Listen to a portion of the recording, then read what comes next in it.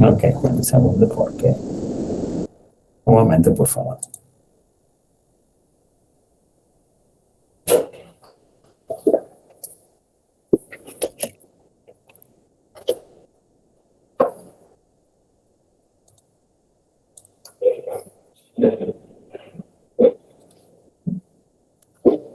Muy bien. Habíamos quedado pendiente de una asignación para la semana pasada que debido a las dificultades que tuvimos, se les dio la oportunidad para presentarlo el día de hoy.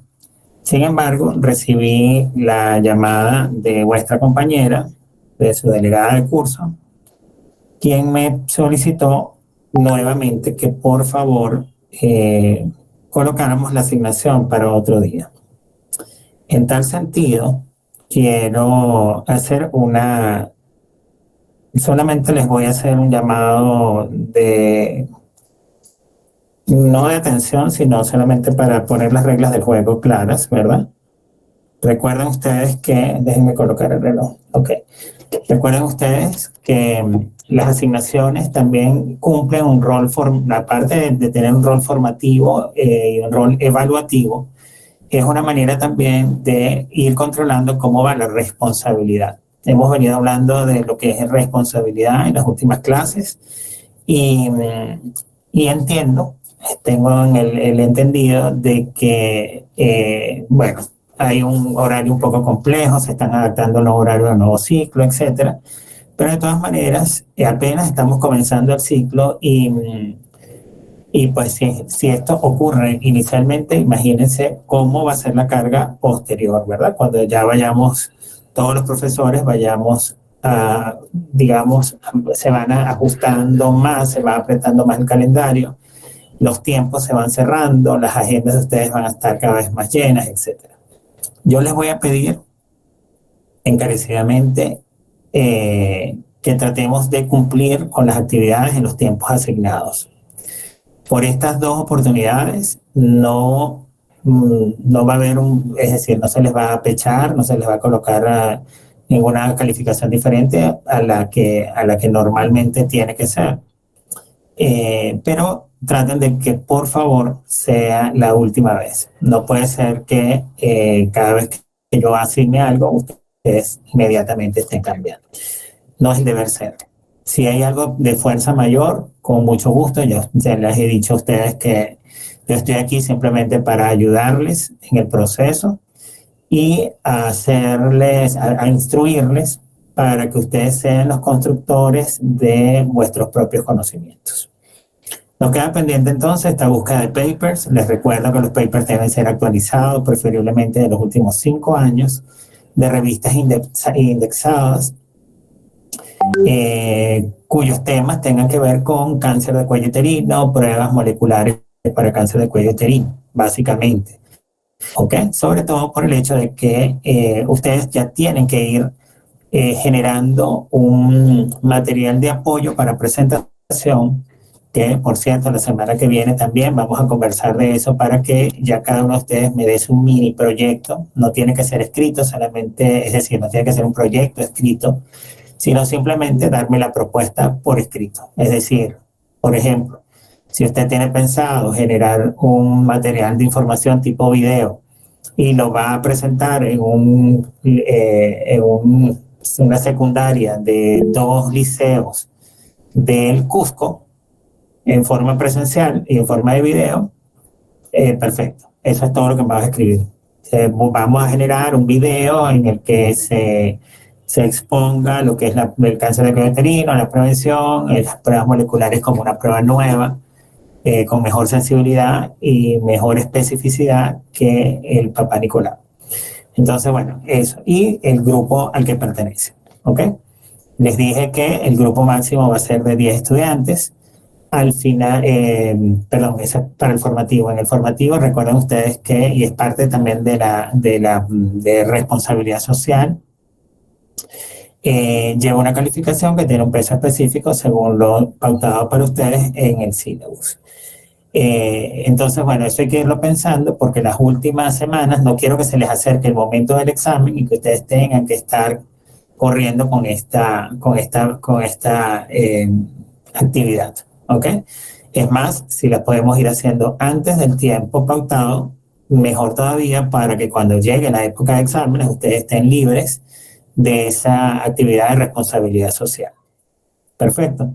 Lo único que, como les digo, lo único que necesito para la semana que viene, probablemente el lunes les voy a preguntar en qué va a trabajar, si va a hacer un flyer, si va a hacer un video, si va a hacer charlas, si las vas a hacer dentro de la universidad, si las vas a hacer fuera de la universidad, si pensaste en ir a un programa de radio, si pensaste en ir a, a las pantallas de televisión, a la prensa escrita, etcétera. Bueno, eso es lo que yo necesito saber.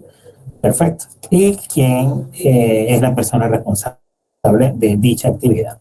Para nosotros, o para poder ir colocando ya fechas tentativas para que ustedes presenten ese trabajo y vuelvo y les repito, no se les acumule con las otras actividades del día a día.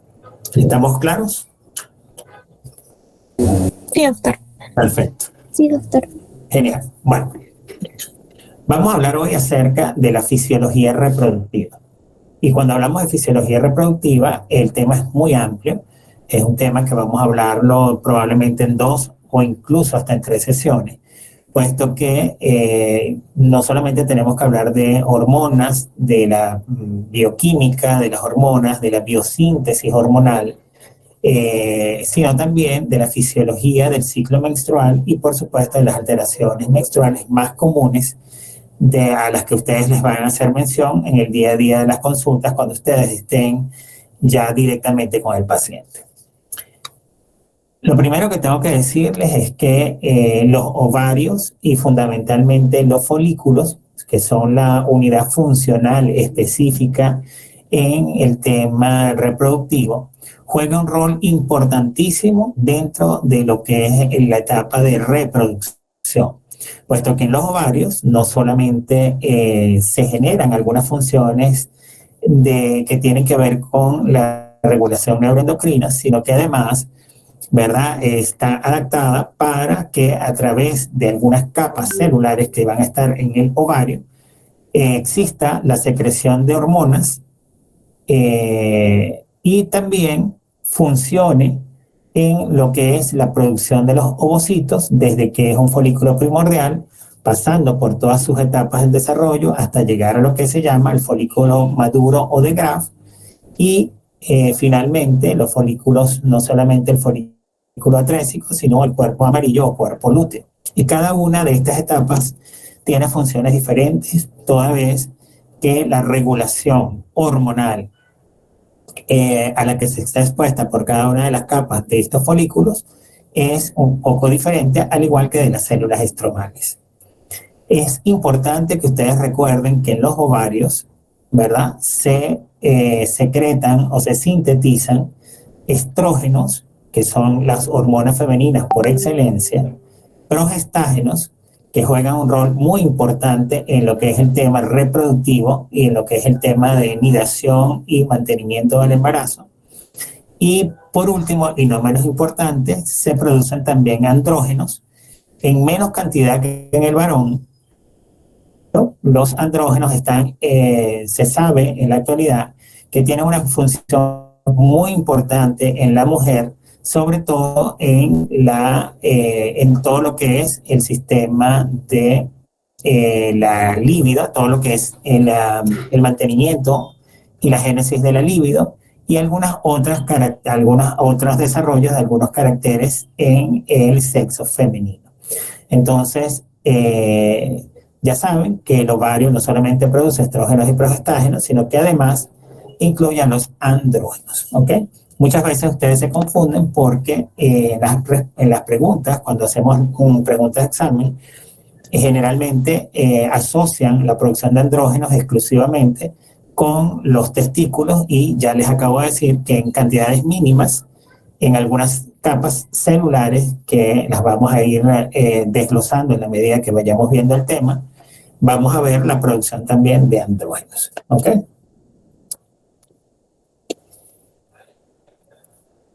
Desde el punto de vista de la bioquímica hormonal ovárica, todos los esteroides sexuales van a tener una estructura química básica, que es esta estructura que ustedes ven acá, que se llama el ciclopentano peridrofenantreno.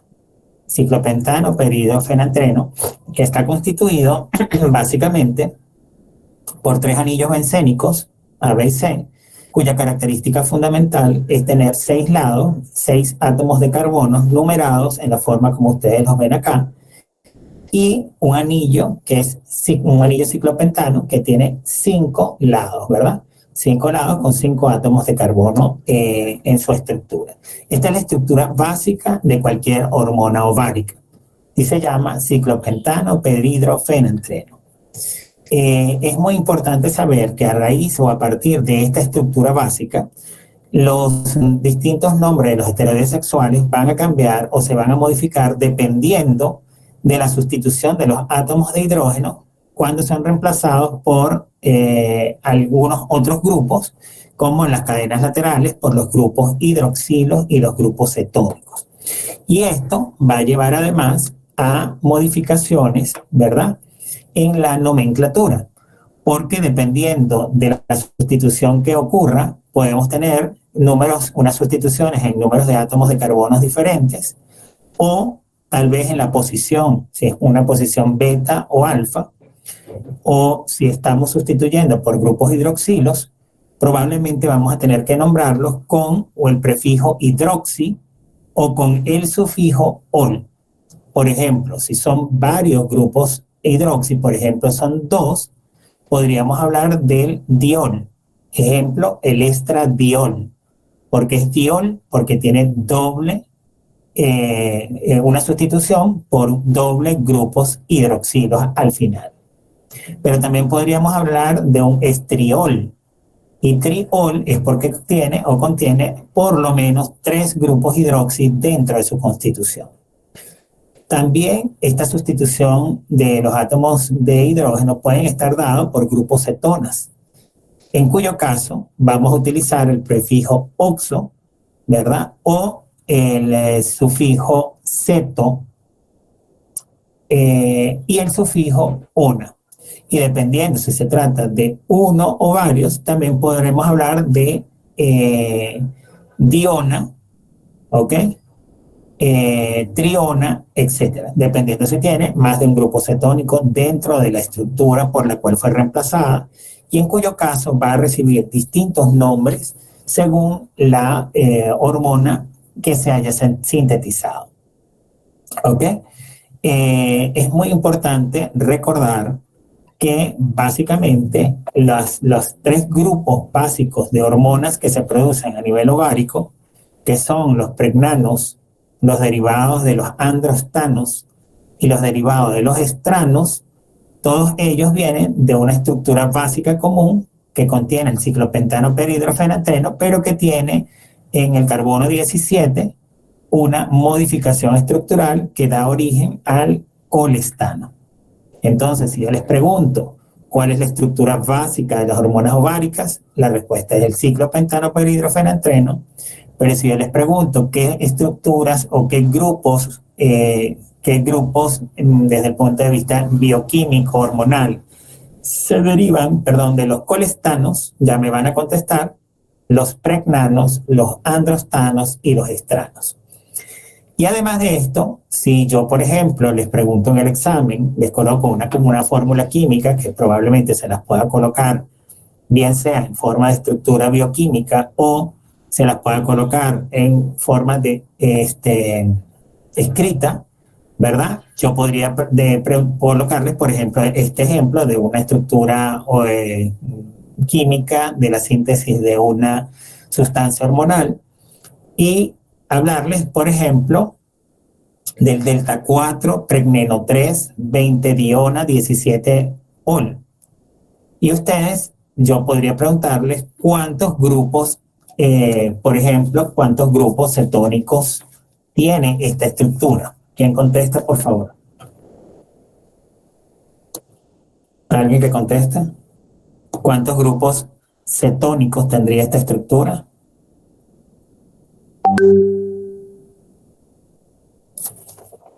¿5? ¿Con quién habló? Ya, doctor. No, por favor, identifíquense siempre porque acuérdense que no tengo posibilidad de dividir la pantalla en dos. María José, doctor. Núñez de Prado. María José. María José, a ver, ¿por qué me dices que tienes cinco grupos cetónicos? ¿Dónde están? A ver. Estamos aprendiendo juntos, a ver. Ser un pentano, doctor. ¿Cuánto? A ver. ¿Quién contesta? ¿Quién contesta? Doctor, ¿serían dos grupos cetónicos? ¿Quién habló? Milagros Cruz Trujillo, doctor. Ok, Milagro. ¿Cómo sabes que tienen dos grupos cetónicos? Por el prefijo dio. Bueno, di.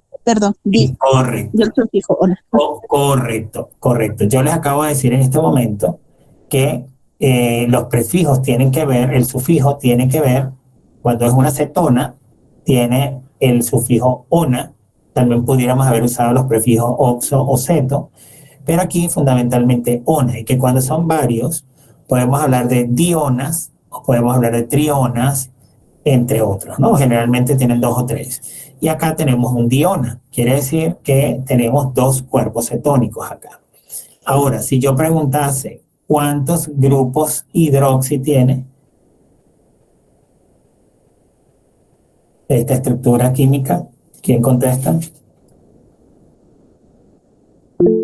17, doctor. ¿Quién habló? Yo dije uno, doctor. Tupac-Yupanqui. Tupac-Yupanqui. ¿Y la otra persona que habló? Franco Puyo, doctor.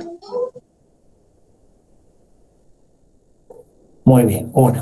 Perfecto. ¿Por qué? Porque tenemos un 17 beta-ol, ¿ok? Que generalmente es el estradiol. Perfecto. Entonces ya saben, yo puedo colocarles una estructura como esta y preguntarle cuántos grupos hidroxi cuántos grupos cetona tiene. Pero también podría preguntarle dónde tenemos esos grupos. Por ejemplo, ¿dónde tenemos ese grupo hidroxi? ¿A nivel de qué carbono?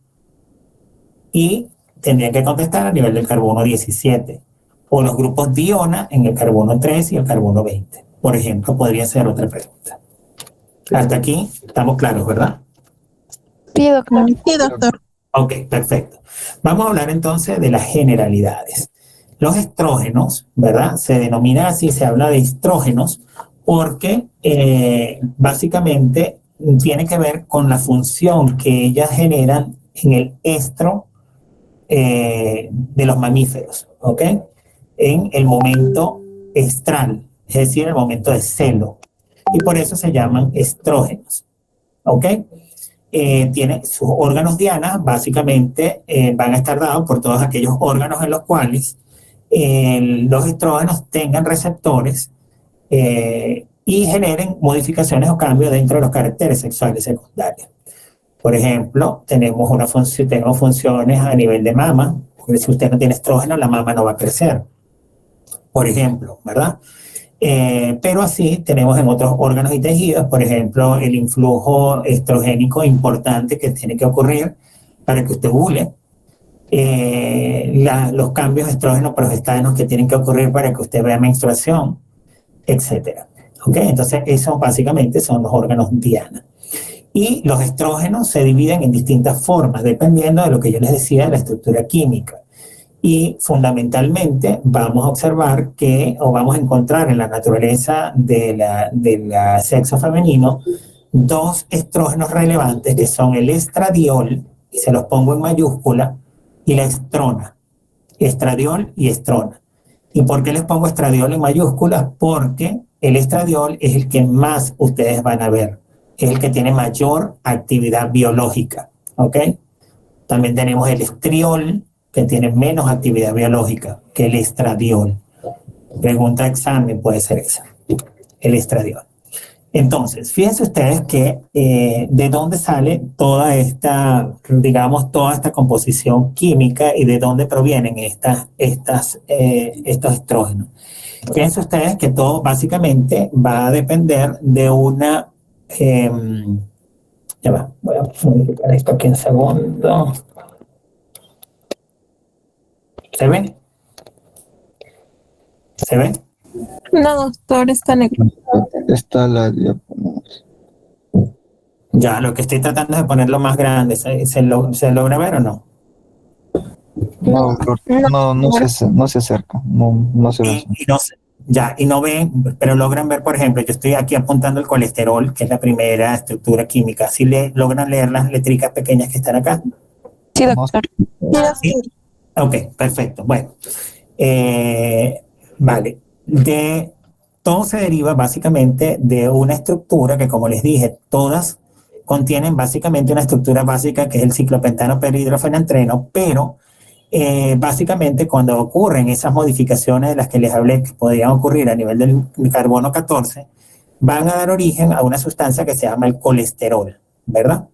Y este colesterol, a través de distintos mecanismos, básicamente según la vía que tome, nos va a dar origen a dos sustancias importantes en un primer plano. Una primera es que se llama la pregnenolona, que ocurre luego digamos, de un sistema metabólico dado por las enzimas desmolasas y las hidroxilasas para dar origen a esta pregnenolona.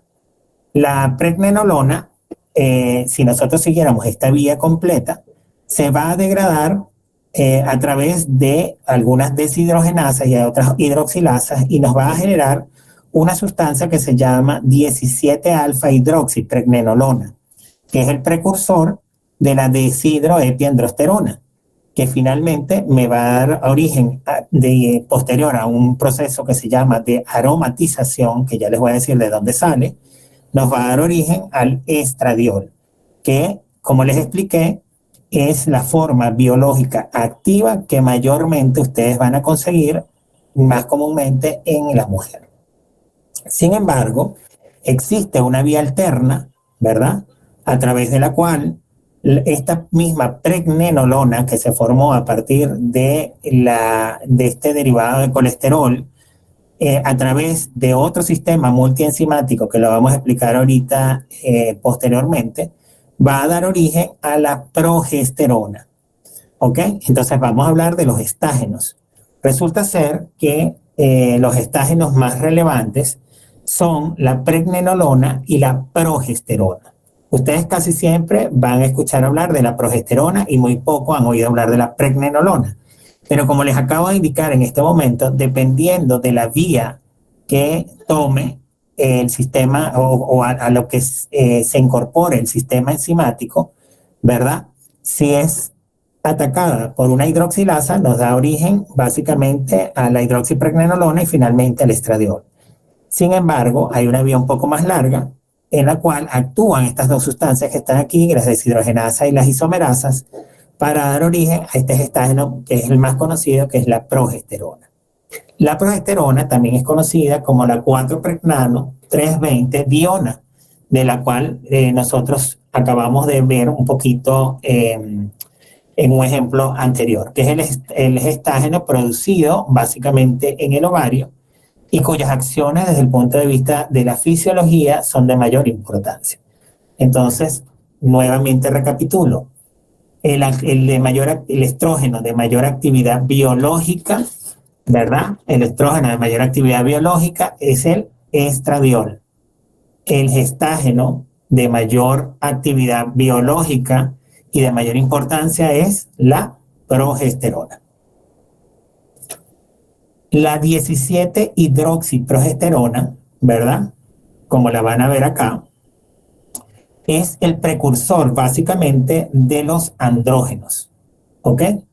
Y la 20-alfa-hidroxiprogesterona, cuyo significado no se conoce bien, también es un derivado de la progesterona. Entonces, la progesterona o de la progesterona, ¿verdad?, nosotros podemos derivar según cómo actúen estas hormonas que van a ir haciendo desde el punto de vista metabólico diferencias importantes en la estructura química de cualquiera de estas estructuras, va a dar origen a dos derivados de la progesterona, que son la 17-alfa-hidroxiprogesterona, que es la más importante porque es la precursora de los andrógenos, y la 20-alfa-hidroxiprogesterona, que hasta este momento se sabe que tiene una función importante pero no se le conoce realmente muy bien el significado desde el punto de vista fisiológico. Sabemos además que los andrógenos más relevantes son 3, que son la androstenediona, la testosterona, que es muy conocida por ustedes, y la deshidroepiandrosterona, que normalmente es conocida como la DEA-sulfato, DHEAS, DEA-sulfato o deshidroepiandrosterona, que normalmente no solamente se sintetiza a nivel del ovario, y ya les voy a decir en qué capa celular, sino que también la podemos ver derivada de las glándulas suprarrenales. Entonces, habiendo considerado los precursores de los estrógenos, que le dije que el precursor fundamental del estrógeno es el colesterol, la molécula de colesterol, ¿verdad? Vamos a observar que a partir de estos precursores nosotros podemos obtener algunas otras sustancias desde el punto de vista biológico. Y entonces es cuando ustedes ven las diferencias. Es decir, van a encontrar diferencias entre una sustancia y otra, que va a venir dada básicamente por estos pequeños cambios en las estructuras moleculares de las que yo les hablaba al principio. Fíjense ustedes que básicamente la estructura del ciclopentano perhidroferentreno se mantiene igual. Lo que va a cambiar generalmente es si hay dobles enlaces o no. Por ejemplo, aquí hay un doble enlace, aquí hay 2 dobles enlaces en carbonos diferentes, algunas sustituidos por grupos hidroxilos, otros algunas sustituidas solamente por átomos de oxígeno, etcétera, que es lo que nos da la diferencia básicamente desde el punto de vista de la estructura bioquímica. Yo no pretendo que ustedes se aprendan, por ejemplo, yo no pretendo que yo les vaya a colocar en el examen una 17-alfa-hidroxiprogesterona solamente con la estructura química y que ustedes me digan de qué se trata, o al revés, que yo les coloque un colesterol, que les diga que me dibujen el colesterol. Eso no va a ocurrir. ¿Ok? Eso hubiera ocurrido si yo estuviera dando una clase de bioquímica. Pero en este momento, a mí lo que me interesa es que ustedes conozcan el ciclo y que conozcan además de dónde provienen y qué enzimas actúan en cada uno de los niveles, en cada una de las etapas. Eso sí se lo tienen que aprender de memoria. Pero la estructura química como tal, no. De hecho, si yo uso alguna estructura química dentro del examen, se las voy a identificar. Les voy a poner esta estructura que corresponde al colesterol, por ejemplo, o les pudiera colocar el colesterol cuya identificación bioquímica es, y les coloco el nombre bioquímico, no sé, al ser desdoblado a través de una 20-22 desmolasa, ¿qué producto químico bioquímico vamos a obtener? Por ejemplo, eso sí lo pudiera hacer, ¿ok? Entonces tienen que aprenderse los nombres y tienen que aprenderse, por supuesto, los complejos enzimáticos que actúan y hacia dónde actúan.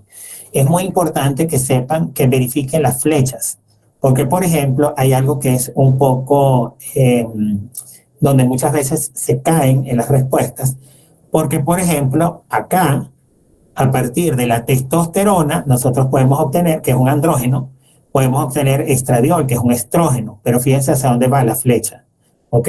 La flecha no viene al revés.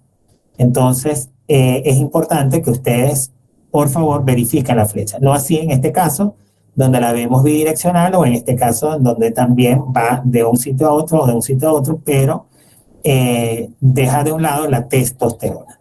Entonces, importante que ustedes verifiquen sobre todo los procesos de aromatización de las grasas, puesto que esto es muy importante, sobre todo en la etapa de la paciente menopáusica, como se los voy a hacer ver en un ejemplo posterior.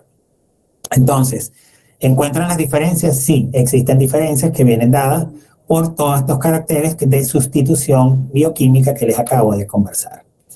Cuando hablamos de la biosíntesis de las hormonas esteroideas en el ovario normal, tenemos que decir, nuevamente recordarles, que en la producción hormonal del ovario vamos a tener otra vez estos 3 grupos. Y no me canso de repetírselo porque necesito que ustedes interioricen que el ovario, y básicamente a nivel de los folículos, tanto preovulatorios como en las grandes producciones de los folículos antrales, vamos a tener básicamente tres tipos de sustancias o tres clasificaciones o grupos de hormonas esteroideas, que son los estrógenos, los andrógenos y los gestágenos. Por ejemplo, a partir del colesterol, ¿verdad? Nosotros vemos que ya les he dicho que básicamente es como el precursor, es la molécula química que es la precursora básica en la biosíntesis del esteroide ovárico. Básicamente es sintetizado a partir del acetato. Sin embargo, recuerden que el colesterol básicamente es la fuente fundamental de donde se deriva, de donde capta ese folículo o la célula en general, el producto madre para poder generar el colesterol y procesar esta sustancia y que se convierta en colesterol, es a partir de las lipoproteínas. ¿Ok? Recuerden ustedes que cuando uno desdobla las grasas, ustedes tienen lipoproteínas que son de alta densidad, que son las HDL colesterol, pero tienen otras que son las LDL colesterol, que son las de baja densidad, low density lipoprotein, ¿ok? Que es LDL, que es la fuente principal para la formación del colesterol y básicamente para la esteroidogénesis del ovario. ¿Cómo se llama todo el proceso? Se llama esteroidogénesis, formación de esteroides sexuales, ¿ok? Y como les dije, procede de las lipoproteínas y básicamente, dependiendo de la célula en la cual se esté formando el colesterol, por ejemplo, en la de la teca interna, se va a generar a partir del LDL colesterol, que es un colesterol de baja densidad. No así del HDL, que por lo general lo captan más las células de la granulosa para generar o formar este colesterol, pero le va a costar más porque esas células son menos vascularizadas. Y entonces ya lo vamos a observar cuando veamos la diferenciación entre células de la teca y células de la granulosa. Adicionalmente a ello, tiene que ocurrir todo un proceso básico en donde nuevamente voy a tratar de agrandar esto. Me dicen si logran ver las letras pequeñas, por favor. ¿Logran verlas? ¿Logran verlas? No, doctor. Las moradas, estas que vienen en morado, ¿las logran ver? No se diferencia, doctor. Wow, aquí sí vamos a tener un problema. Dame un segundo.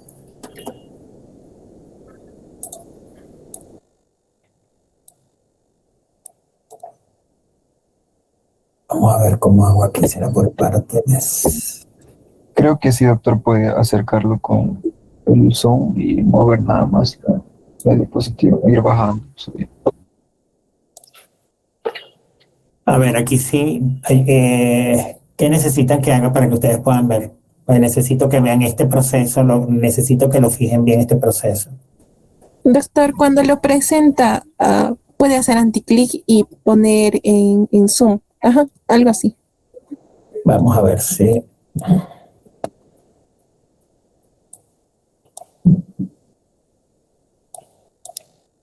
¿Se ve mejor? Sí, doctor. Ok, bueno. Imagínense que este lado del proceso no está. ¿Ok? Vamos a imaginar que esta parte, la parte derecha no está. Vamos a irnos solamente con la porción larga del mecanismo. Lo primero que ocurre es la unión de las lipoproteínas a los receptores. ¿Ok?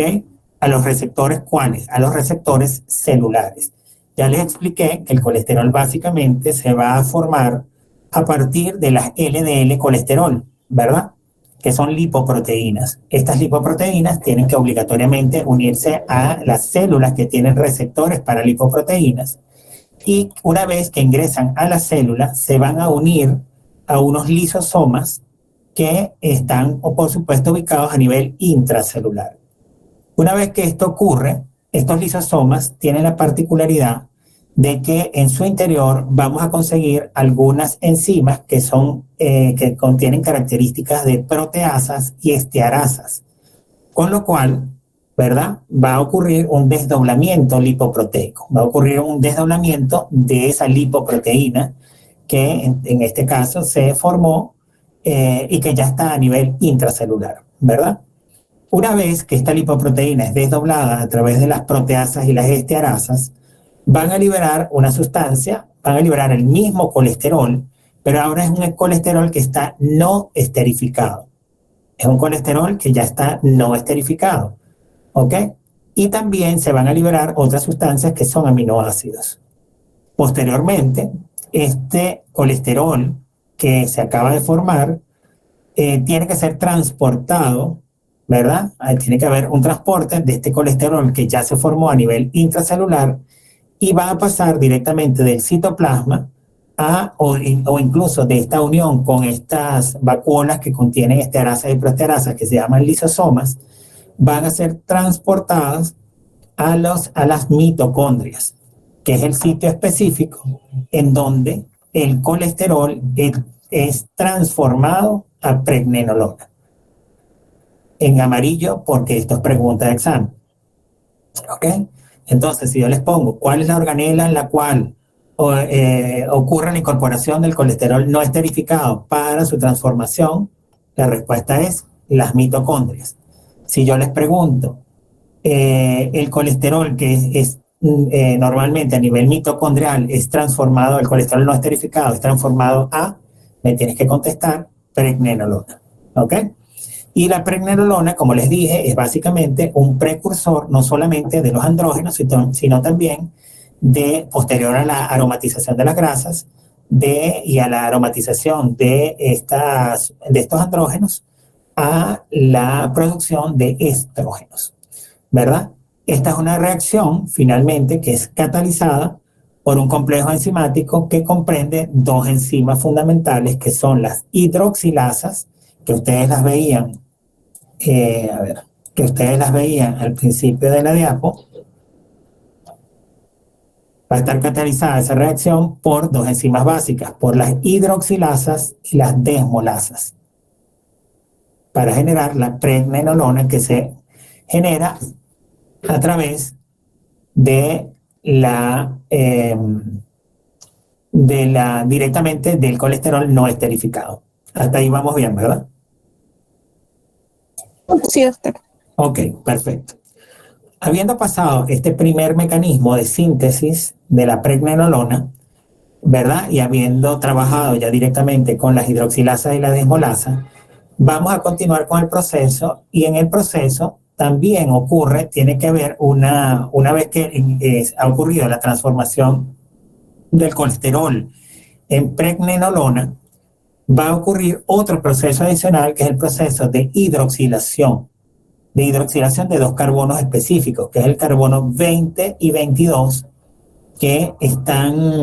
cuya reacción va a estar mediada por un complejo enzimático que en los últimos tiempos se le ha dado un carácter especial, porque se le ha señalado que tiene una relación directa con el sistema de la citocromo P450, ¿ok? También llamado P450-SCC. Es un complejo multienzimático que es muy importante, puesto que hay algunos medicamentos que inhiben a la citocromo P450. Entonces, eso va a explicar el por qué en algunas pacientes, cuando nosotros colocamos alguna sustancia que inhiba la P450, va a dejar de producir básicamente estrógenos. ¿Ok? Y entonces podemos ver la acción androgénica, que es la acción contraria, en este tipo de pacientes que pueden recurrir a ustedes, por ejemplo, se me ocurre, por falta de la menstruación por más de 3 meses, y eso se llama amenorrea secundaria. O puede venirles, por ejemplo, porque la voz que la tenía fina ahora se convierte en una voz grave, con lo cual hay signos de masculinización. Puede haber una clítoromegalia, aumento del tamaño del pene, del clítoris, como si fuera un pene, un pequeño pene. Puede recurrir además por aumento un poco de la distribución del vello pubiano, que ahora deja de ser de distribución ginecoide, que como les explicaba en clases anteriores, era como un triángulo invertido, con una base invertida donde la base superior estaba a nivel de la sínfisis pubiana, versus una forma romboidal, que es la distribución androide. Entonces, Y muchas veces lo único que tenemos que hacer es interrogar al paciente, preguntar qué medicamentos toma, por qué los toma, y eliminar el medicamento, y con eso se desinhibe el sistema enzimático de la citocromo P450, de multienzimático, que inhibe básicamente la producción de esteroides, ¿ok? De estrógenos. Y como dice acá, ¿ves? Este grupo es perteneciente al grupo del grupo oxidasa del citocromo P450. Y esto es importante porque este grupo, en conjunto con unas otras hormonas que son deshidrogenasas, son las principales enzimas que van a dar origen a la síntesis de los esteroides sexuales, básicamente del estrógeno, que es lo que venimos hablando hasta este momento. Y déjenme echar para atrás. ¿Ok? A través de las deshidrogenasas, que ustedes van a ver que actúan básicamente en cada uno de los niveles. También las deshidrogenasas y deshidrogenasas.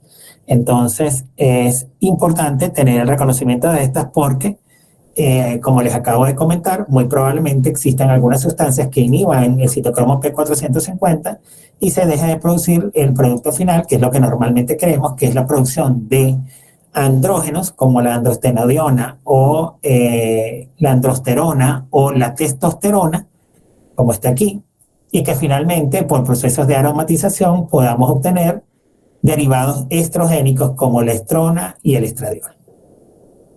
Habiendo dicho eso, paso nuevamente a la presentación.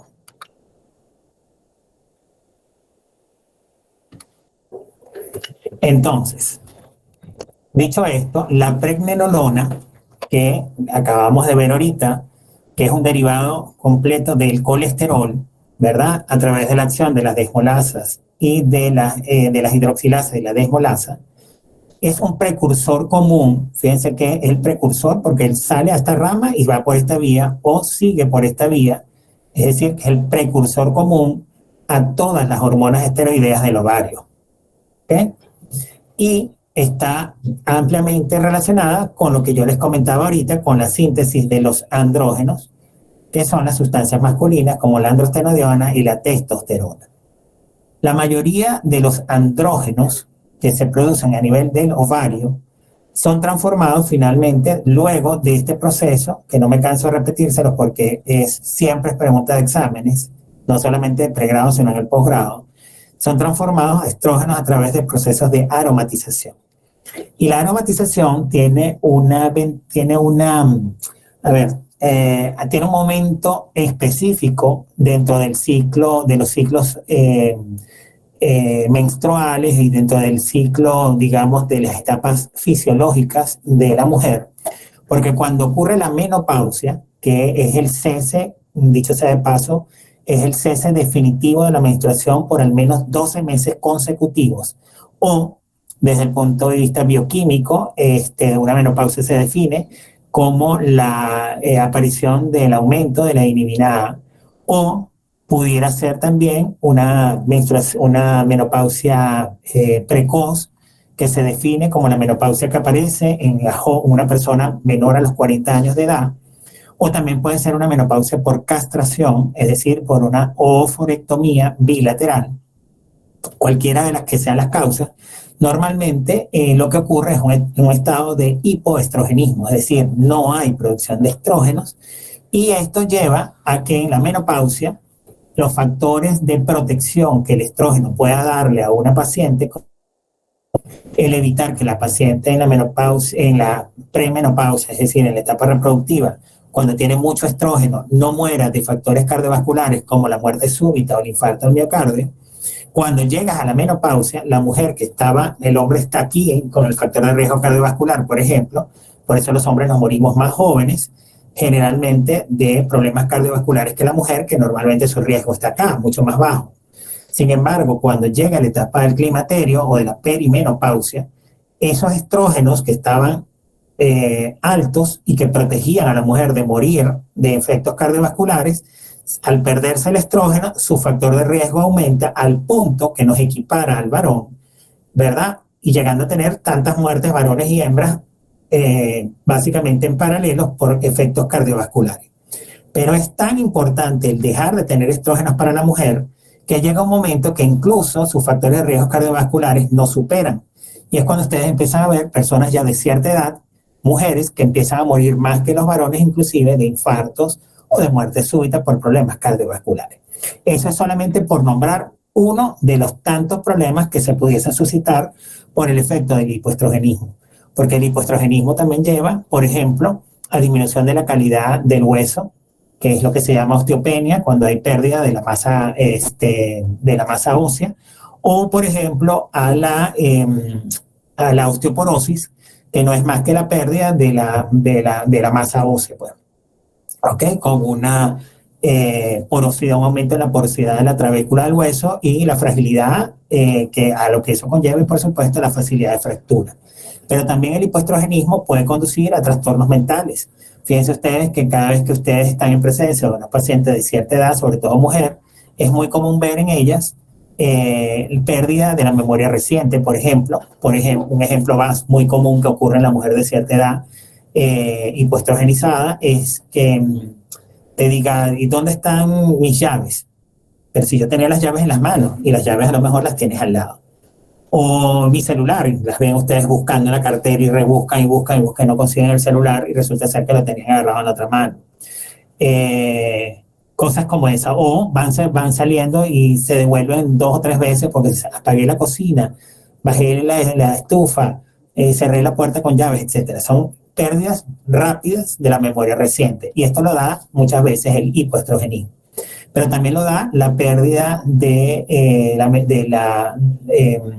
aparte de la memoria reciente, también pueden haber, por ejemplo, modificaciones en el humor. ¿Cuántas personas no conocen ustedes que aún, no habiendo ninguna causa aparente, pues empiezan a llorar, tienen llanto fácil, pareciera que están deprimidas constantemente, o tienen la habilidad del humor? La habilidad significa cambios bruscos en el sentido del humor. Pueden saltar de un estatus de alegría total a un estatus de llanto en segundos y a veces ni siquiera saber qué detonó eso, ¿no? Entonces, bueno, eso por hablar de las tantas cosas que produce el hipoestrogenismo. Pero en la menopausia el organismo trata de ser muy sabio y trata de alguna manera de durante algún tiempo compensar esa falta de producción de estrógenos por parte del ovario, y lo que hace es que genera también una aromatización de los esteroides sexuales a partir del colesterol que está acumulado normalmente en ese redondito, ese aumento de volumen, ese caucho, como le dicen algunos, que ocurre en la porción superior del abdomen en la mujer, ¿ok? Generalmente la mujer que va engordando, ustedes le van a ver un aumento de volumen en la parte superior de su abdomen y es producto justamente de un acúmulo básicamente de grasas, ¿verdad? Que no han sido metabolizadas, que no han sido quemadas. Entonces, a partir de esas grasas, el organismo, que es tan noble y que además de eso trata de actuar como una máquina global, trata de, a pesar de que ya sus ovarios no estén funcionando porque no hay folículos suficientes como para generar el proceso de esteroidogénesis, trata de aromatizar hacer una aromatización de las grasas para generar esteroides sexuales, otra vez para generar estrógenos, andrógenos y progestágenos. ¿Ok? Entonces es muy importante que ustedes recuerden el proceso de aromatización. Y esto conlleva, o sea, una cosa nos lleva a la otra. La mayoría de los andrógenos que se producen en el ovario son básicamente transformados de los estrógenos, como ya se los he explicado en varias oportunidades.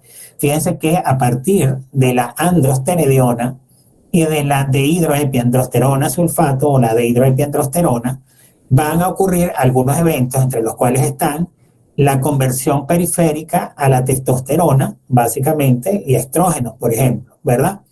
Pasan generalmente en poca proporción a la circulación general y estos remanentes, una vez que hay el metabolismo del primer paso, por ejemplo, en el caso del uso de medicamentos que contengan, por ejemplo, anticonceptivos orales que contienen una carga mayor de estrógenos, se han excretado a través de la orina en forma de 17 cetoesteroides. ¿Ok? Entonces eso es lo que ocurre cuando hay una síntesis elevada o cuando ya los receptores están todos completamente bloqueados porque hay una gran producción de hormona esteroidea.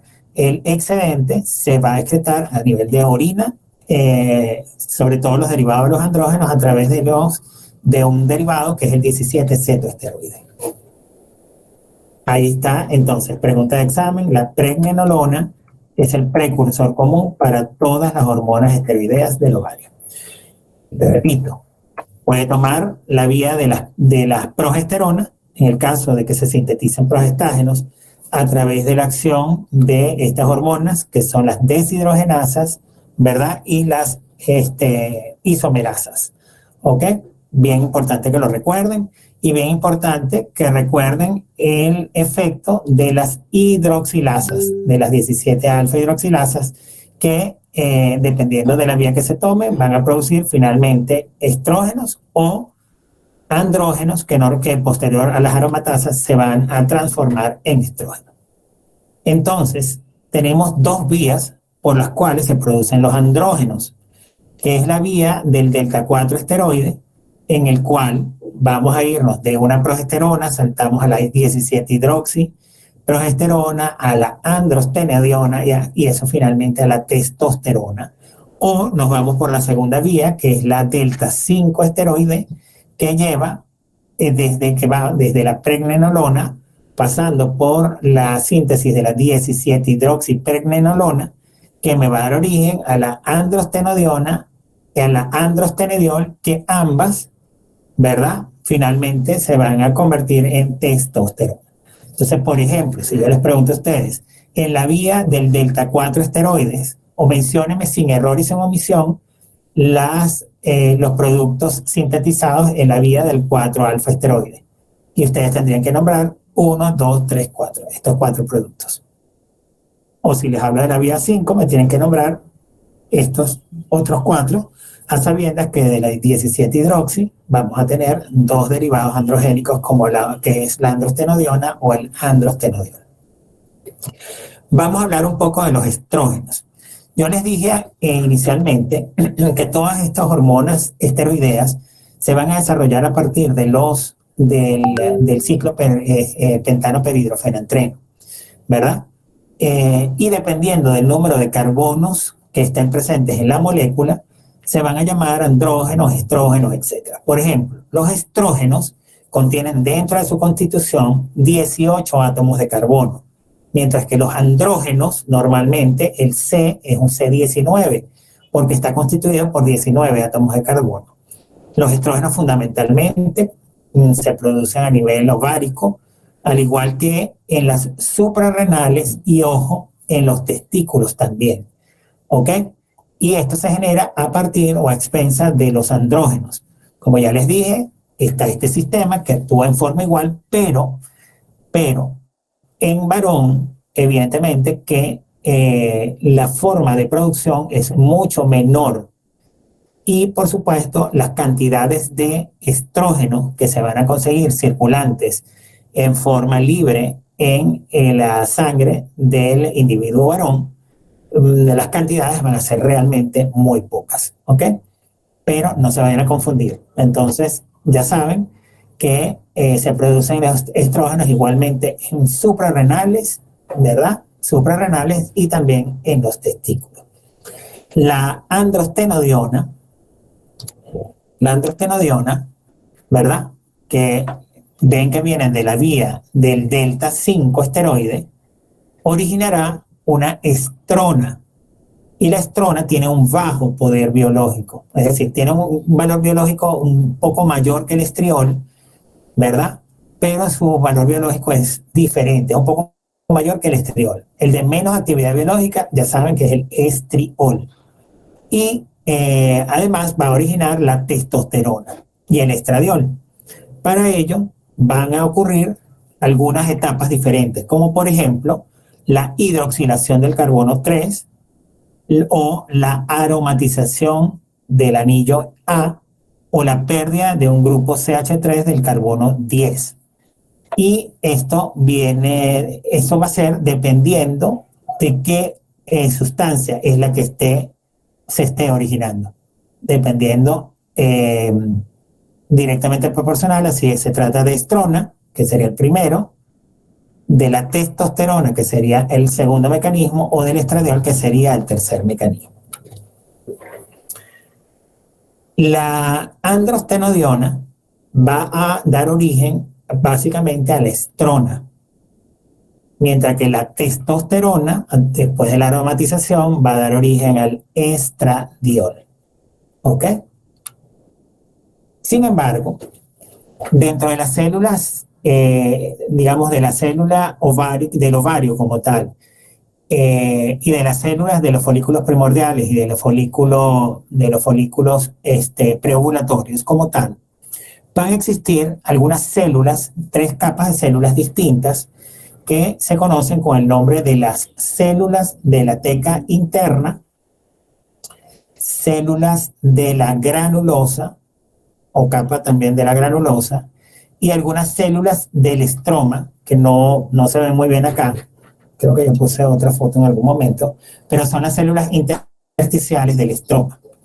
Las primeras 2, es decir, las células de la teca interna en conjunto con las células de la granulosa, forman la estructura de los folículos y dan pie a la constitución de una unidad funcional que se llama la unidad funcional de los ovarios, porque de estas 2 capas de células se van a originar la mayor parte de los andrógenos y los estrógenos y de los progestágenos necesarios para las funciones ováricas de producción de hormona sexual y de la ovulación, el tema ovulatorio para los ciclos reproductivos.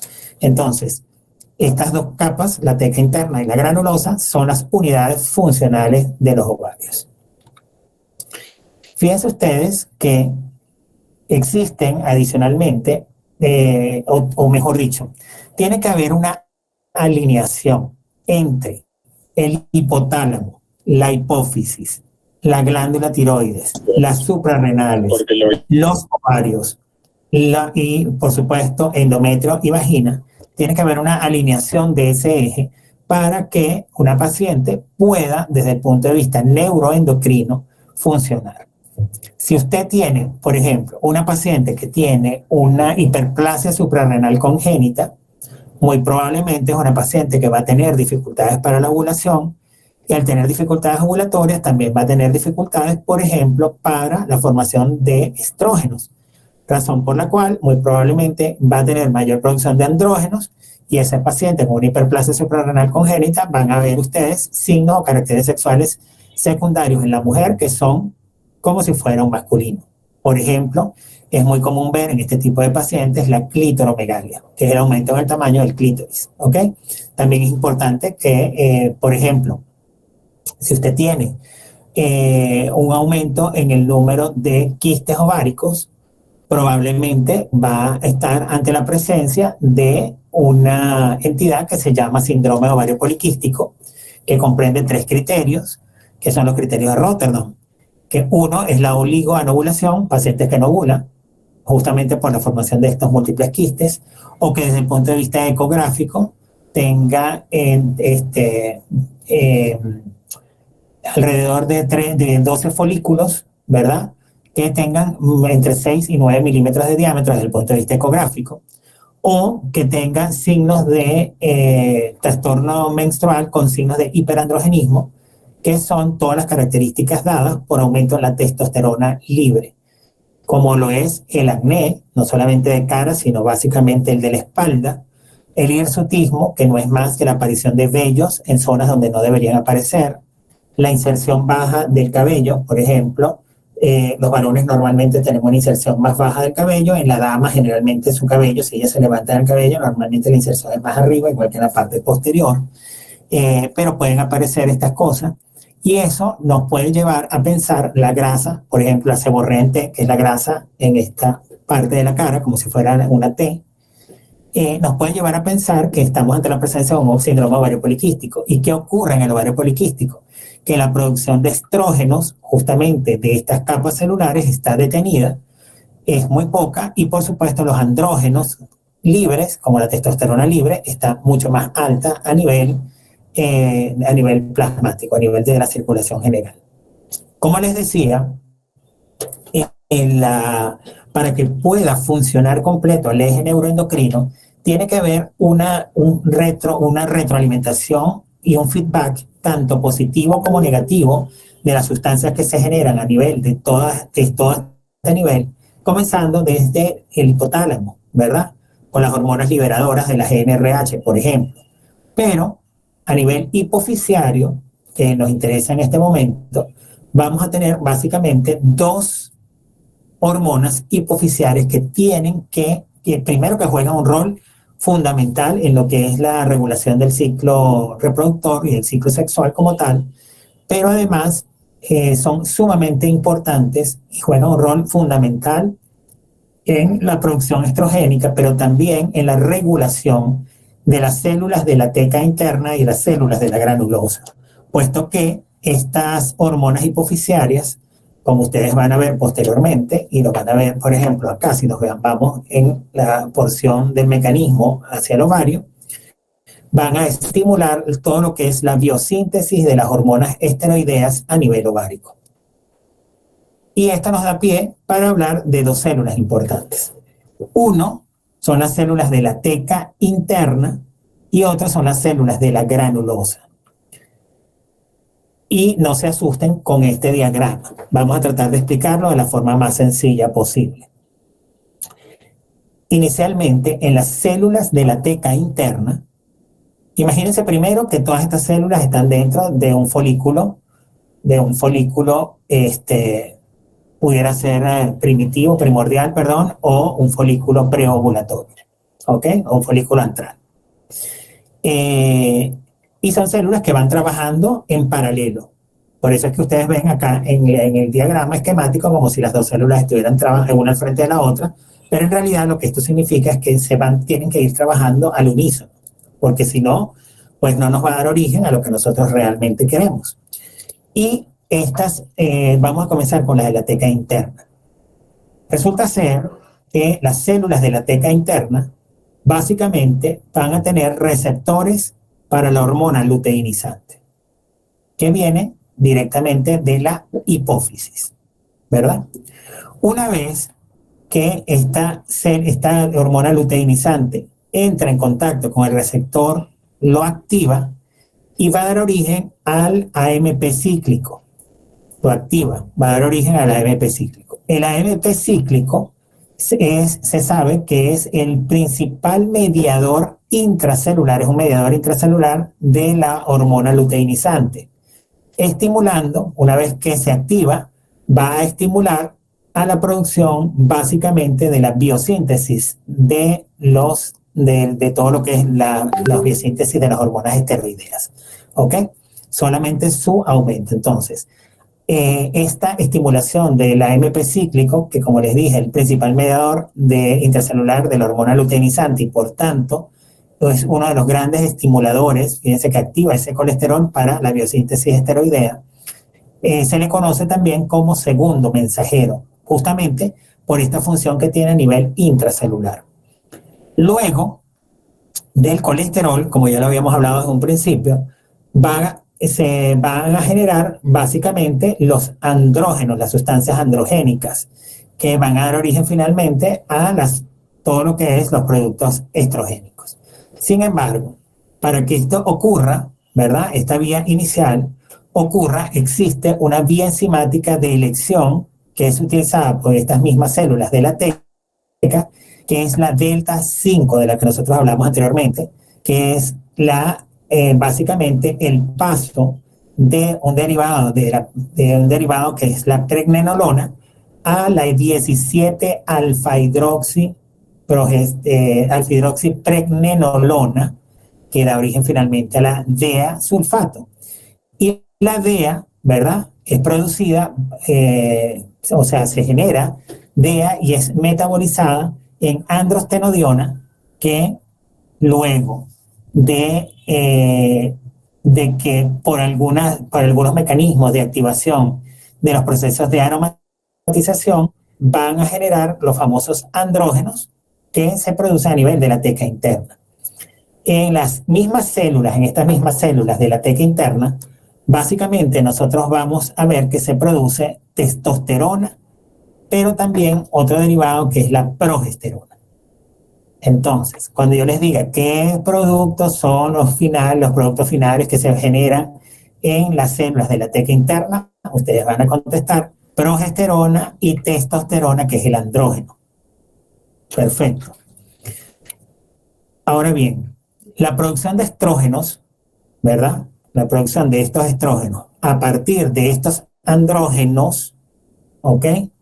Requiere una actividad de enzimas que son las famosas aromatasas, cuya actividad se puede presentar un poco a nivel de la teca interna, pero básicamente, estas sustancias no están tanto allí, sino que se producen más a nivel de las células de la granulosa. Entonces, de alguna manera, estos andrógenos que se producen a nivel de la teca interna tienen que ser transportados a las células de la granulosa para que por un efecto de distintos mecanismos sean desdoblados a estrógenos a través de esa actividad aromatasa, que es mayor en la granulosa.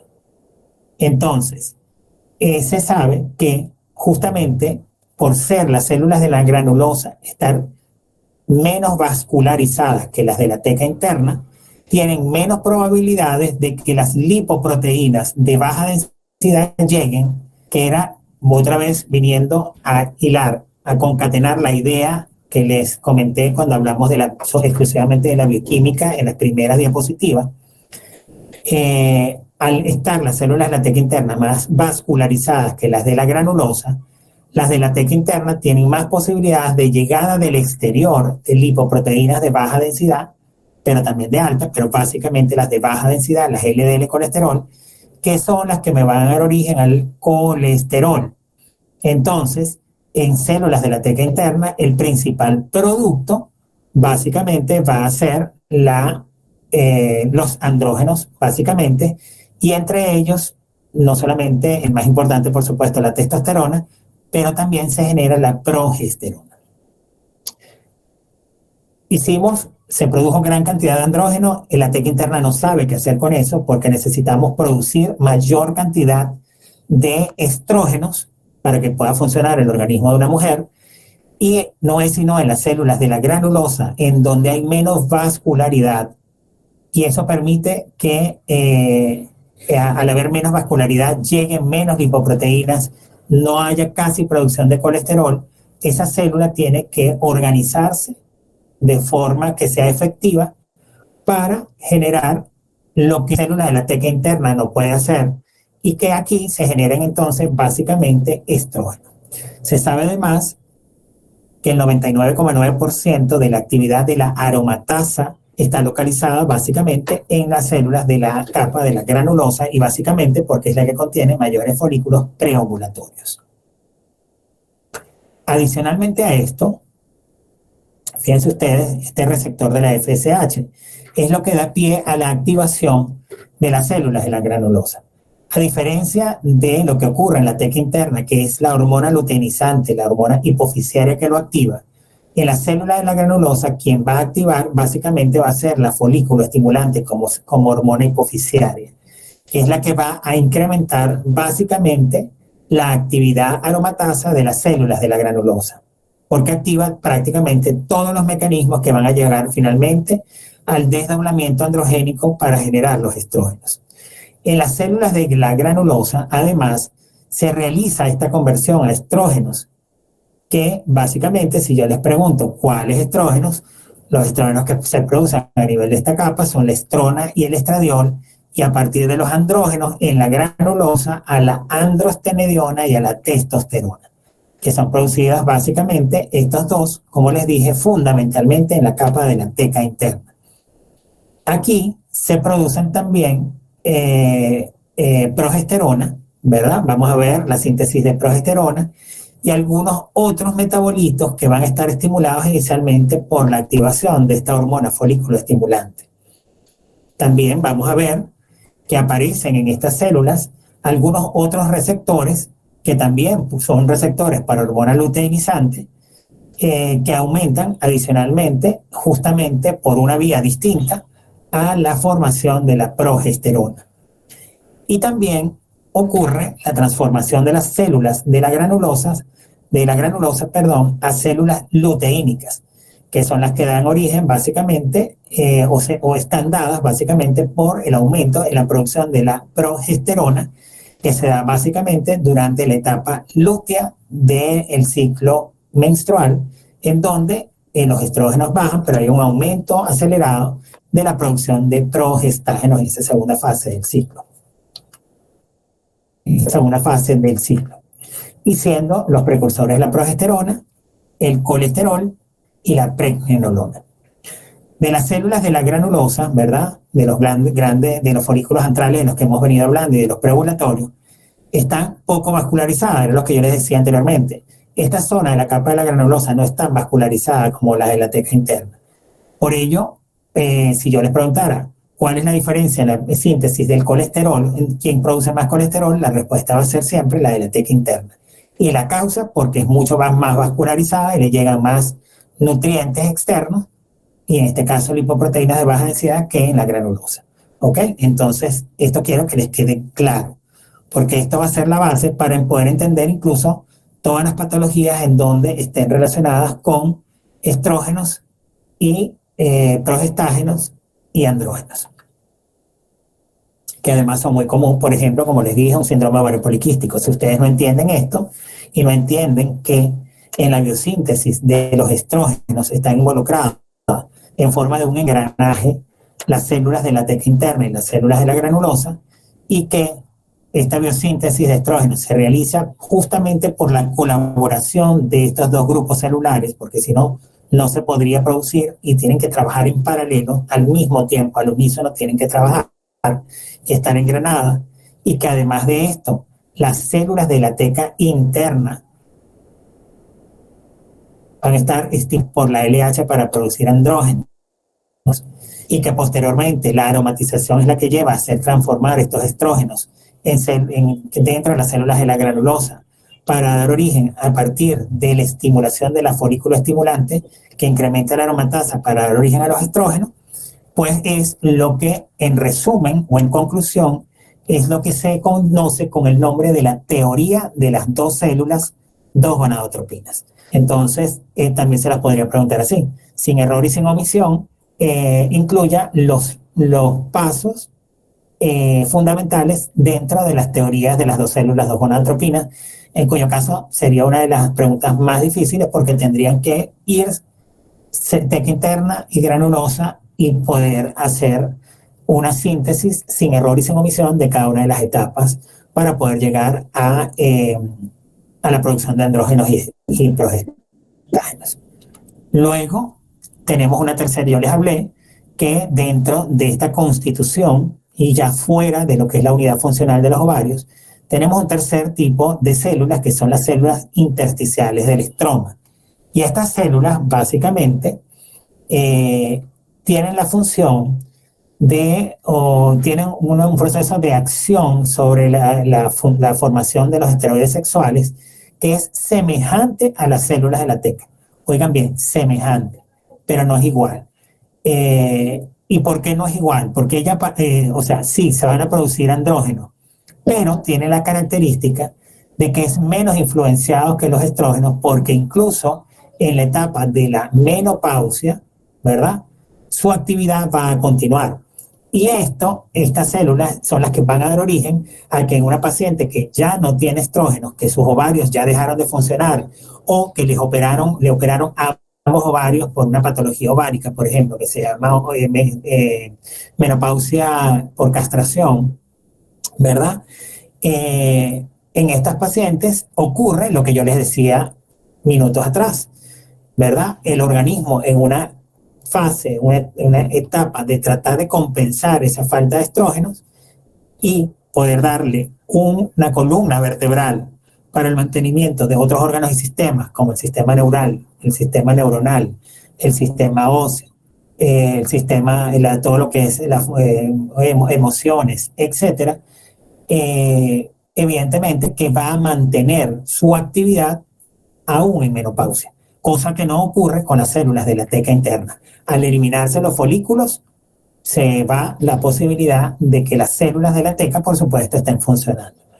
Además de esto, existe otra diferencia, que es que este tipo de células intersticiales van a ser bastante sensibles a la inervación simpática. Quiere decir que también hay un efecto neurológico importante sobre la actividad de estas células intersticiales. Por otra parte, son menos susceptibles o menos sensibles a las sustancias que son segregadas a partir de las células de la granulosa, y por eso ellas tienen cierta independencia y no participan inclusive de esta teoría de las dos células, dos gonadotropinas, porque tienen cierta independencia en sus funciones y en su acción. Y además tienen una acción que es escasa en el ciclo genital, puesto que se sabe que estas células intersticiales no tienen una importancia tan manifiesta como las células de la teca o de la granulosa, puesto que se presentan solamente en menos del 1% del volumen ovárico normal. Entonces, ¿las células intersticiales juegan un rol importante? Sí. ¿Juegan un rol importante en la esteroidogénesis? Sí. ¿Tiene similitud a las células de la teca? Sí. ¿Qué significa esto? Que producen andrógenos. Pero tiene sensibilidades diferentes porque actúan ante la activación del sistema simpático y, por supuesto, se mantienen activas aún en etapas de hipoestrogenismo. Esa es la gran diferencia. Y, por supuesto, que es menos importante porque, aún así, inclusive la naturaleza no los explica dándole menos del 1% de su volumen ovárico normal.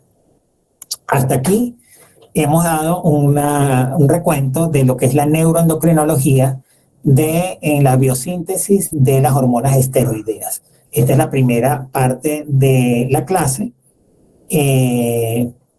por el día de hoy en relación a hormonas y funciones que regulan el ciclo hormonal sexual. Para dar paso a todo lo que es la biosíntesis de las hormonas hipofisiarias y las gonadotrofinas, que es a nivel hipotalámico, y por supuesto para poder explicar lo que es el ciclo sexual como tal, el ciclo menstrual y el ciclo ovárico, y su relación con la producción de todas las sustancias que hemos hablado hasta este momento.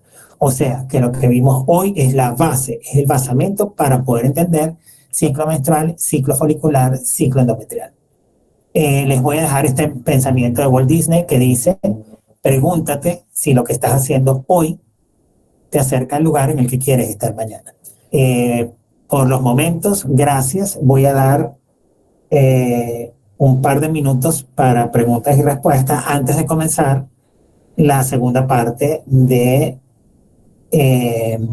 voy a hablarles hoy un poquito de lo que son las pruebas moleculares para que ustedes cuando vayan a los papers no tengan tanta dificultad para poder entender lo que están leyendo. Entonces les voy a dar como un abreboca de lo que es el cáncer de cuello uterino, la importancia de la prueba molecular, para que cuando ustedes vayan a la asignación de esta semana, de este fin de semana, no se les complique en buscar un buen artículo, en entender lo que es la prueba molecular para poder entender los papers que ustedes tienen, que ustedes hayan escogido.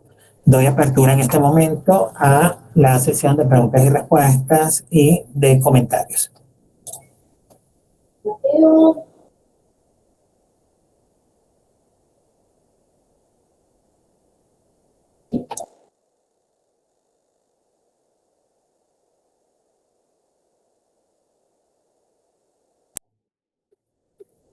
A ver, ¿algún comentario?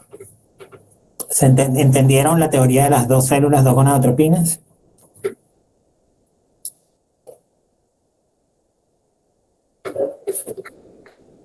Sí, doctor, sí se entendió, pero creo que vamos a tener que repasar.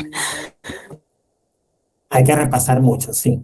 Traté de hacerlo de la forma más sencilla e incluso repetí en algunas diapositivas cosas anteriores para que ustedes me pudieran seguir, porque tiene muchísima nomenclatura, hay mucha estructura química de la biosíntesis, pero si ustedes no entienden esta parte tenemos que fijarla lo mejor posible, porque si ustedes no entienden esta parte se les va a hacer muy difícil poder entender las alteraciones menstruales, se les va a hacer difícil entender por qué el endometrio crece en fase lútea, se les va a hacer difícil entender por qué, no sé, hay divisiones meióticas que se frenan en un momento importante de la fase fetal y que luego, o embrionaria, y que luego de que ocurre la maduración sexual es cuando ocurre la segunda meiosis.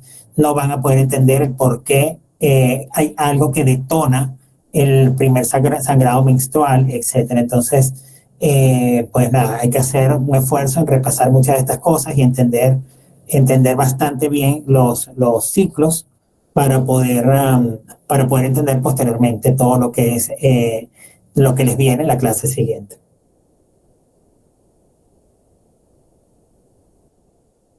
Bueno, creo que no hay preguntas. No sé si quieren los 5 minutos que siempre les he dicho que les puedo dar o seguimos de frente para terminar justo a las 10.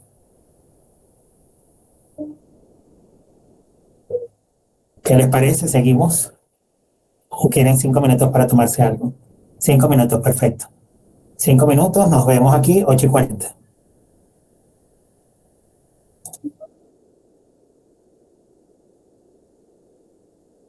Se trata de una prueba molecular y cuáles hasta este momento son las evidencias para poder entender el tema de vacunas como parte de la prevención. ¿Se ve? Sí, doctor. Ok, vamos a hablar rápidamente del VPH y cáncer ginecológico. Esto va a ser parte de lo formativo, ¿ok? De la investigación formativa. Es simplemente un abrebocas para lo que ustedes van a empezar a buscar y lo que ustedes van a desarrollar con los papers, ¿ok? Pero me pareció un poco injusto darles una asignación sin que ustedes tuvieran un conocimiento previo o por lo menos un recordatorio previo de lo que es esta patología y la importancia que tiene en nuestra sociedad, de manera tal de que ustedes puedan desarrollar también un trabajo de responsabilidad social que es parte de la asignación que ustedes tienen y parte del puntaje para poder aprobar esta materia. Voy a hablar del VPH y cáncer ginecológico, el rol de las vacunas y las pruebas moleculares en su prevención. Como ustedes saben, según la Organización Mundial de la Salud, la Organización Panamericana de la Salud y prácticamente todos los organismos mundiales que regulan todo lo que es salud en el mundo, se sabe que el cáncer de cuello uterino viene a constituir un problema de salud pública. Y es un problema de salud pública porque básicamente se ha constituido como la segunda causa por muerte en mujeres por cáncer luego del cáncer de mama. Sin embargo, en algunos países, sobre todo en países pobres, como yo les expliqué en algún momento, esta patología pasa inclusive dentro de un mismo país a ser la primera causa de muerte. Si ustedes ven las estadísticas nacionales, no me voy a ir a las internacionales, vámonos a las nacionales, si ustedes verifican las estadísticas del Instituto Nacional de Epidemiología de este país, ustedes se van a encontrar con cosas muy, muy interesantes. Van a conseguir que dependiendo de la provincia, el cáncer de cuello uterino va a pasar a ser el primero, el cáncer de mama el segundo o incluso hasta el tercero por cáncer, causa de muerte por cáncer. Y en otras está de segundo lugar y siendo el primero el de mama, ¿verdad? Y entonces esto, si ustedes hacen un análisis, que probablemente en algún momento se los voy a mandar a hacer, esto tiene que ver con algunas dificultades importantes que tiene la gente para poder acceder a los servicios de salud, pero también tiene que ver en el mundo entero esta enfermedad se le ha asociado con los países en vías de desarrollo. Y Perú no escapa de esa realidad, somos un país en vías de desarrollo. Como yo esta diapositiva yo se las puse en algún momento, queriendo decirles con esto que según Eurocytology, existe un riesgo elevado solamente por pertenecer a un grupo poblacional en vías de desarrollo o de bajos ingresos o medianos ingresos de Producto Interno Bruto. Fíjense que nosotros en América del Sur nos encontramos, fíjense, en un nivel alto. Si lo comparamos con Canadá, con algunos otros países asiáticos o con los mismos Estados Unidos. Estas son cifras del INEI peruano, desarrollo y muertes. Fíjense las diferencias cuando vemos con países desarrollados. En el mundo, para el 2020, se hablaba ya de 604.127 pacientes que fueron diagnosticadas con esta patología en el mundo, de las cuales 341.000 murieron por esta causa. Quiere decir que cuando nosotros sacamos la relación, prácticamente la mitad, el 50% de los pacientes que nosotros diagnosticamos mueren por la misma enfermedad. La proyección para los próximos 10 años no ha mejorado, muchachos. a pesar de que hemos hecho muchísimos esfuerzos y de que este tipo de cáncer en particular es un cáncer prevenible, lamentablemente se estima que se va a incrementar la cifra más o menos en 700.000 casos, con un incremento anual de muertes de 400.000 muertes aproximadamente. Eso le pone los pelos de punta a cualquiera, porque cuando usted lo toca un familiar que tiene cáncer de cuello uterino, que además les estoy diciendo que es uno de los pocos cánceres prevenibles en el mundo, la familia se siente muy mal, porque normalmente ocurre en pacientes en etapas reproductivas o productivas desde el punto de vista económico de la vida, en donde en sociedades como las nuestras, donde existe un matriarcado, el dejar a una familia sin madre realmente es todo un drama social. En el Perú, ya les dije que no escapábamos de esta realidad, diagnosticándose más de 4.000 casos por año, de los cuales la mitad de estas pacientes muere por año. O sea que se iguala a las estadísticas mundiales, con el 50%. Y en Cusco, la situación tampoco cambia. Fíjense ustedes que a pesar de que existe un poco de subregistro debido a los distintos hospitales, algunos pertenecientes a de salud y otros al gobierno nacional, al MINSA, durante este periodo que se evaluó hasta el 2018, se describieron igual 4.443 casos. Luego, cuando llegó la pandemia, lamentablemente tenemos un atraso epidemiológico en las cifras y por eso es que no tenemos cifras relativamente nuevas hasta este momento, pero ya han sido sacados los boletines epidemiológicos, ¿ok? Siendo en el total de todas las causas por muerte en la provincia del Cusco, el 20% corresponde a cáncer de cuello uterino. Como les dije, nuestro país no escapa de esta realidad, 4.500 casos anuales, más o menos mueren 2.098 en el Perú.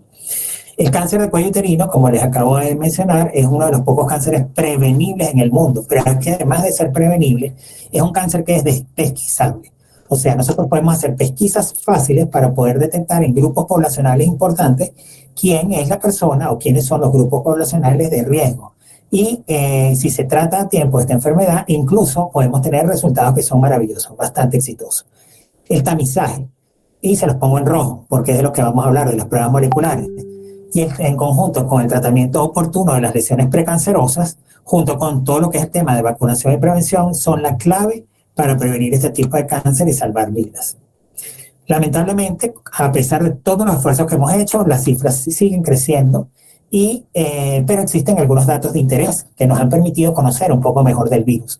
Hoy día se sabe que este es un virus de transmisión sexual detectado, es el virus de transmisión sexual que está detectado con mayor frecuencia a nivel mundial, que alrededor del 80%, lo cual quiere decir 8 de cada 10 personas de la población sexualmente activa es positiva para VPH, y que el 50% de la población va a estar infectada en los primeros 3 años de inicio de la actividad sexual.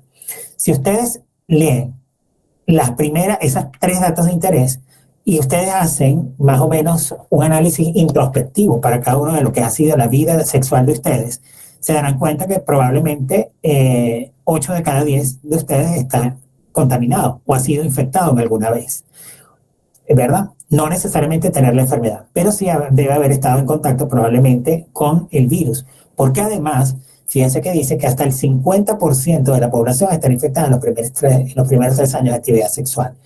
Y esto tiene que ver porque la madurez de las capas más superficiales de cuello uterino y de vagina, justamente por la inmadurez, se generan pequeñas grietas que por allí pasa el virus del papiloma humano y hace la infección en las capas más basales de la mucosa cervical. Y se sabe además que el virus del papiloma humano es una condición sine qua non, es decir, cuando se dice sine qua non es que es indispensable. No hay forma de hablar de cáncer de cuello uterino sin que esté presente VPH, pero además es el responsable de hasta el 5% de todos los cánceres en el ser humano, incluyendo un cáncer que hoy día es muy común y del que no hablamos, que es el cáncer orofaríngeo, que por cierto es el que más está atacando a varones en la actualidad. O sea, todos los cánceres de cuello uterino, la tasa de infección por el virus del papiloma humano constituye un factor clave en el desarrollo de todo lo que son las lesiones. Se estima que la prevalencia del virus en todos los grupos de edad esté alrededor del 30%. Quiere decir que si en este momento yo hago un estudio poblacional, mi prevalencia es de 30%. 3 de cada 7 debe tener en este momento la enfermedad. siendo el grupo más afectado el de las mujeres jóvenes sexualmente activas por la causa que les acabo de decir. Y se sabe además que alrededor de 630.000 casos de cáncer están asociados a VPH al año, de los cuales en su mayoría, por supuesto, son mujeres, y digo por supuesto porque casi todos están relacionados al cáncer de cuello uterino, pero fíjense cómo las cifras de hombres van incrementándose para otros tipos de cáncer, como el cáncer de pene, por ejemplo, o el cáncer de lengua. Este estudio del 2014 es un estudio sumamente importante porque nos abre los ojos gigantescos en relación a el verificar el por qué es importante la presencia del virus, el papiloma humano, y el por qué es importante la vacunación y la prevención. Fíjense, todo lo que está en azul es varón, todo lo que está en morado es hembra, es mujer. Se ve que la primera causa de cáncer en cuello uterino o las primeras manifestaciones de casos de cáncer asociados a VPH en Estados Unidos están dadas por el virus del papiloma humano en cuello uterino, ¿verdad? Y así va bajando a ano, a vulva y a vagina. Pero fíjense ustedes que como inclusive casi al igual tenemos los cánceres orofaringeos en el varón. Entonces esto se está convirtiendo en el nuevo cáncer que está dando mucho de qué hablar y está dando un dolor de cabeza inmenso a todos los que trabajamos con esta área de infectología para el virus del papiloma humano. Entonces, si nosotros comprendemos realmente la pirámide poblacional, esto da pie para entender el por qué la vacuna del virus del papiloma humano es importante tanto en hombres como en mujeres. Además de que fíjense ustedes que, como estamos viendo, cáncer de ano en varón, sobre todo en varones con prácticas, anteriormente se hablaba de prácticas exclusivamente homosexuales, hoy día ya se sabe que a través inclusive de los juguetes sexuales y de cualquier otro contacto, inclusive con dedos y con dedos de manos contaminadas, también tienen una posibilidad de inocular el virus a ese nivel. Y por supuesto en pene, que se habla poco del cáncer de pene, pero que en nuestros países, o en países, estas cifras son mucho más altas. El virus del papiloma humano tiene un tema importante que son los factores de riesgo para los cuales usted está expuesto. Y eso tiene que ver con el comportamiento sexual. No es lo mismo una persona que ha sido monógama a una persona que ha tenido 15 parejas sexuales, por ejemplo, porque también tiene que ver con la sexarquia, es decir, edad de las primeras relaciones sexuales. No es lo mismo una chica de 15 años que una niña de 12 años versus alguien de 35 años que haya iniciado por primera vez su actividad sexual, puesto que, vuelvo les repito, la madurez de la mucosa cervical y de la mucosa vaginal y de la mucosa de los tejidos en general es diferente y eso genera un proceso de protección. El número de contactos sexuales, recuerden ustedes la historia sexual del compañero. Cuando uno decide tener relación sexual con una persona, está teniendo relación sexual con la historia sexual de esa persona. Usted puede nunca haber tenido relaciones, pero si usted tiene relación con su primer novio o su primer enamorado, que ha tenido relaciones con 25 personas previas, usted se está acostando con la historia sexual de esas 25 personas. Ni siquiera con esas 25 personas de esa persona, sino con la historia sexual de cada una de esas 25. Ponga que cada una de esas 25 ha tenido relaciones con 2, multiplica 25 por 2, ya van 50. Entonces, por eso es que es tan difícil el control de este tipo de enfermedades. Además de eso, la elevada paridad, los antecedentes de enfermedades de transmisión sexual, con clamidias, vaginosis, etcétera, que conllevan a rupturas del epitelio de la mucosa vaginal y del cuello uterino y que hacen más propenso a una persona a tener riesgos para la enfermedad.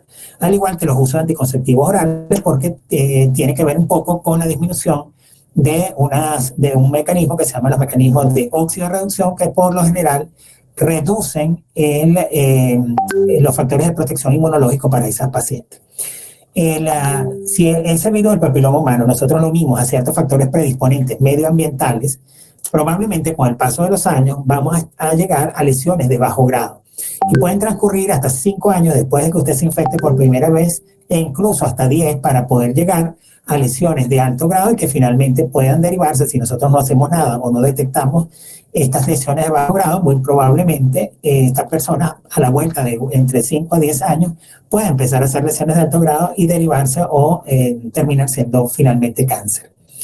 Existen algunos antecedentes importantes que nos han dado pie a estudiar las vacunas, como los avances para la prevención, la detección y el tamizaje, el saber cuál es el rol del virus del papiloma humano en el cáncer de cuello uterino, los avances en la parte inmunológica, en genética molecular, en las técnicas de biomoleculares, los diseños de nuevas pruebas para la detección del virus del papiloma humano, que nos ha permitido conocer mejor la enfermedad.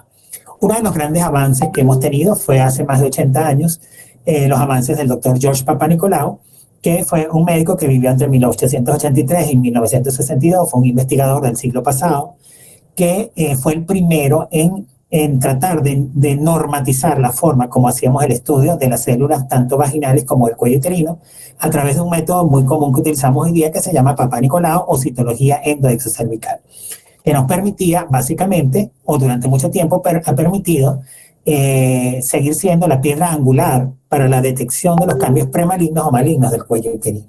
Sin embargo, no son sino los doctores Rigoni y Stern en el 1842 y Surhausen en el año 1970 los que dan fe a través de investigaciones en donde se planteó el hecho de que personas con mayor cantidad de infecciones de transmisión sexual tenían mayor propensión a tener cáncer de cuello uterino. Dicho en otras palabras, quienes tenían más antecedentes de enfermedad de transmisión sexual desarrollaban cáncer uterino. Y Surhausen hace la observación de la presencia, de que tenía que existir la presencia de BPH en condición sine qua non para que se generara los cánceres a nivel de cuello uterino y las verrugas genitales. Luego de eso sale el sistema Bethesda, que es un sistema que viene básicamente a tratar de normatizar, de que todos a generar una nomenclatura internacional para que todos hablásemos con la misma nomenclatura sin que hubiese entre un país y otro, o entre un lector y otro, o entre un patólogo y otro, o entre un citotecnólogo y otro, diferencias importantes al momento de la interpretación de la citología y de las biopsias. Y es aquí donde se empieza a dar las diferencias, por ejemplo, entre lo que anteriormente hablábamos de displasia grave y hoy día hablamos de NIC3, cáncer in situ, por ejemplo, o anteriormente se hablaba de displasias y hoy día hablamos de lesiones intraepiteliales de bajo o de alto grado. Entonces, porque las displasias eran términos que podían llevarnos a confusión dependiendo de la raíz latina de los países en donde se utilizaba. Y llega la vacuna. Entonces, la vacuna ha pasado por distintas etapas, desde el 2007, 2014, 2017, desde haber logrado unas vacunas que eran tetravalentes, que protegían contra los virus 16, 18, 6 y 11, que son los más involucrados, los genotipos más involucrados en cáncer de cuello uterino y formación de verrugas, pasando por la vacuna bivalente, que protegía contra el virus 16 y 18, y finalmente contra la actual, que es la Gardasil 9, que es la que conseguimos a nivel privado, porque todavía a nivel público, en los programas ampliados de inmunización, se utilizan las tetravalentes, las primeras, ¿verdad? Que son las gratuitas que se utilizan en niñas escolarizadas de 9 a 14 años de edad. No así en el varón, ojo, y por allí tenemos que conversar y probablemente voy a generar un foro para que discutamos esto, si es necesario o no vacunar al varón. Luego de esto, en la actualidad tenemos la Gardasil 9, que es una vacuna que llegó para proteger contra los 9 genotipos más importantes que pueden producir este tipo de problemas. Además de esto, han ocurrido todos estos antecedentes que han permitido tener algunos alcances. Y es que hoy día sabemos de bancos virales para papiloma humano, es decir, podemos decir a ciencia cierta cuáles son los virus más típicos que están presentes en una población en particular. Yo podría decirles, es decir, si hubieran los estudios, yo podría decirles, miren, en la provincia del Cusco, en la ciudad en Ollantaytambo, en Abancay, por ejemplo, no sé, en los virus que están circulando en el ambiente son, por ejemplo, 16, 70 y 102. Ya sabemos que el 70 y el 102 a lo mejor no son de alto riesgo, pero el 16 sí.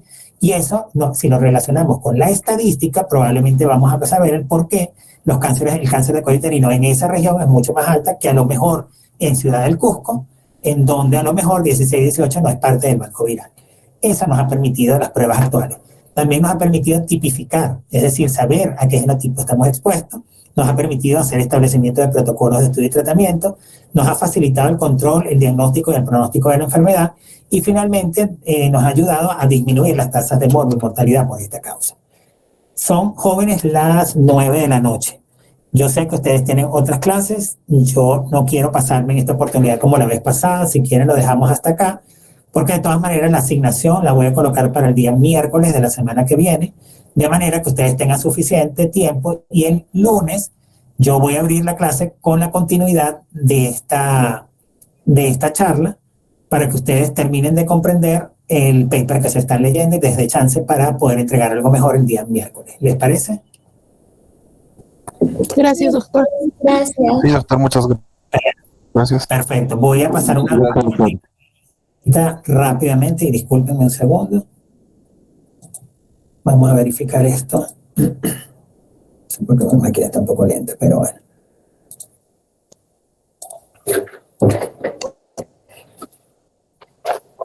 Nos había quedado pendiente Pablo Sea. ¿Está presente? Pablo Sea. Los recursos, pero también tengo que ofrecerles a ustedes la posibilidad de que si usted al graduarse, Leila, usted se va a Inglaterra a hacer su posgrado, no vayas a llegar diciendo, es que a mí nadie en la universidad me mencionó esto. Entonces, la idea de los papers actualizados es que ustedes tengan la información más nueva. Y por eso fue una motivación para que buscaran artículos que estuviesen relacionados con cáncer de cuello y pruebas moleculares. O puede ser con genotipificado, etc. ¿Ok, Karen? Doctor, ¿hay posibilidad de presentar el artículo como un visual abstract o solo tiene que ser esquematizado en prosa normal? Realmente yo necesito que me entregues a mí algo donde yo pueda en un momento determinado demostrarle al departamento que te evalué, ¿verdad? Porque eso es parte de tu investigación formativa. Sin embargo, la presentación la puedes hacer como tú quieras, realmente como quieras. Pero yo necesito algo que quede como registro de que sí, definitivamente sí cumpliste con el objetivo. Está bien, doctor. Genial. ¿Alguien más? ¿Alguna otra pregunta? Bueno, si no hay más preguntas, paso a dictar la lista. En el momento, por favor, de la lista, se pueden ir retirando. Solamente van a decir presente. Ya les digo buenas noches a todos de antemano. Pero para hacerlo más rápido, porque sé que hay otros que tienen clase, ya son las 9:04,